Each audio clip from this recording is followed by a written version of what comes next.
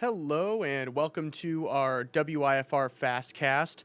A man is in the hospital accused of crashing his car into a utility pole while drunk. 21-year-old Xavier List is charged with driving under the influence of alcohol, operating an uninsured motor vehicle, and more. Around 9:30 at night Wednesday, Ogle County deputies arrived to a single-car crash in the 1700 block of North Illinois Route 251. Investigators say List's car left the road, entered a ditch, and hit an embankment before going airborne, hitting a utility pole. List was released at the hospital with a notice to appear in court.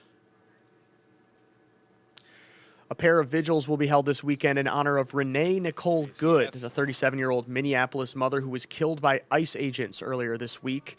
Community members will meet at the Ogle County Courthouse at 5:30 Friday and again at the U.S. District Court Sunday. WIFR's Miriam Niesmeyer will be there tonight, speaking with state line spiritual leaders and visitors about how the power of a phone video can send shockwaves across a country. Honoring the more than 700,000 Americans who've lost their lives to AIDS, a national memorial is on its way to Rockford this month. Starting Monday, January 12th, 4 panels of the National AIDS Memorial Quilt will be on display in Rockford City Hall's lobby. The display also raises awareness about AIDS prevention, treatments, and resources available. The quilt will have a pair of special viewings, one from 10 to 2 Saturday, January 17th, and another on Martin Luther King Day. 52-year-old Rockford woman diagnosed with terminal cancer wants to be buried with her dad in Alabama.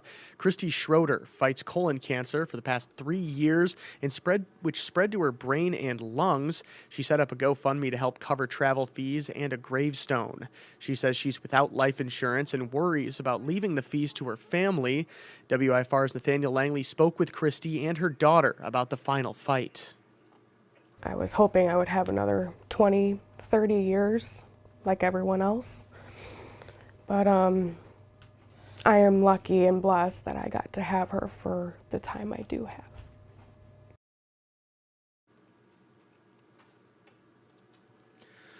Hard Rock Casino Rockford ranks the 3rd best casino in the state for revenue last year. According to the Illinois Gaming Board, the casino made around $146 million last year. The report shows Hard Rock made $20 million on table games and $125 million in electronic gaming devices. Around $33 million went to the state of Illinois, and nearly $8.8 million went back to the Forest City. The casino that made the most money last year was the Paradise Casino in East Peoria. You may have seen a popular Rockford area food truck on the side of the road Tuesday. The owners of the Olive Branch food truck post a GoFundMe page asking for money to help repair the restaurant on wheels. They say the truck had a major breakdown on the way to Beloit this week, with repairs needed on the engine and fuel line, which could mean the end of the business. They add they were unable to open where the truck broke down earlier on the street. And as crazy as it sounds, with the 50-plus degree temperatures we had here yesterday, we have the chance for some snow coming this weekend. Let's toss it over to WIFR meteorologist DJ Baker to tell us what we can expect, when we can expect these temperatures to drop. DJ? Well, Jake, it depends on what you mean by temperatures drop, because technically, we have dropped significantly since last night, as we actually had not one but 2 records broken over the span of about 50 or so minutes. At 11:35 last night, we reached 59 degrees, breaking a record set in 1965 of 55. And you look down below, just 50 minutes later at 12:25 a.m., we were at that 58 degree mark, and man, did that feel good. But that also broke a record that was set in 2002 of 56 degrees, thanks in part to some very strong southerly winds, at times gusting up to 53 miles per hour in Rockford and mid-40s across the remainder of the state line. Since then, though, winds have shifted to be more out of the northwest, and luckily for us, they've really started to back down significantly, now mainly out of the northwest, about 5 to even close to about 10 or so miles per hour. So temperatures compared to last night, well, we're looking at nearly 15 to 20 degree difference over the course of, well, less than about 12 hours. So yeah, that is definitely a big temperature drop, but right now, really doesn't feel too bad in those low 40s, as these temperatures are about 20 degrees above what we should be at this time of year. We're slowly but surely starting to see a lot of that cloud cover move off toward the south as sunshine is starting to make its way through, with today temperatures topping out in those lower 40s with some partly cloudy skies as we get toward the afternoon. But Jake, we did mention that we do have some snow chances, and while we won't see much overnight tonight, as we get into the early stages of our Saturday, that's when that snow will start to fall. Temperatures tonight, though, down to right around 31 degrees, and I want you to keep that in mind here for a second, as with the snow, most of the time, temperatures will be hovering right around freezing.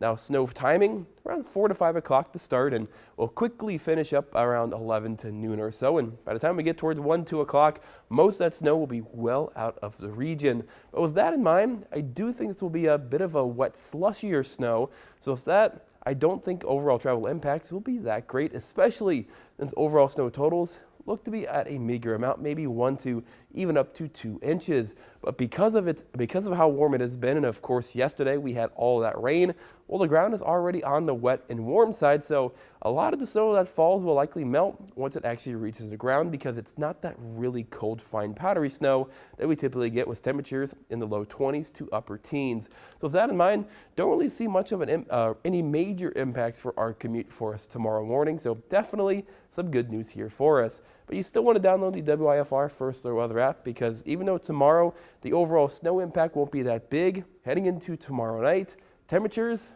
are set to fall, and it's going to be a bit brisk as you wake up Sunday morning. Again, you can learn much more on the full forecast on our WIFR News app, and of course, WIFR.com. But for now, Jake, going to toss it back over to you. Yeah, absolutely, DJ. And of course, just like what DJ was saying, we want you guys to be downloading our WIFR First Alert Weather app. And we also want you guys to be downloading our WIFR News app as well. You can do that both on your smartphone as well as on those big TVs that you guys got at home. We do have our WIFR News app on Amazon TV, Apple TV, and Roku TV as well. Thank you so much for watching. And those stories that I just mentioned will be coming up in our shows this afternoon and this evening at 4, 5, 6, and 10. And we will see you coming up here very shortly in just a couple of hours for our next FastCast at 3:30. Thanks for watching.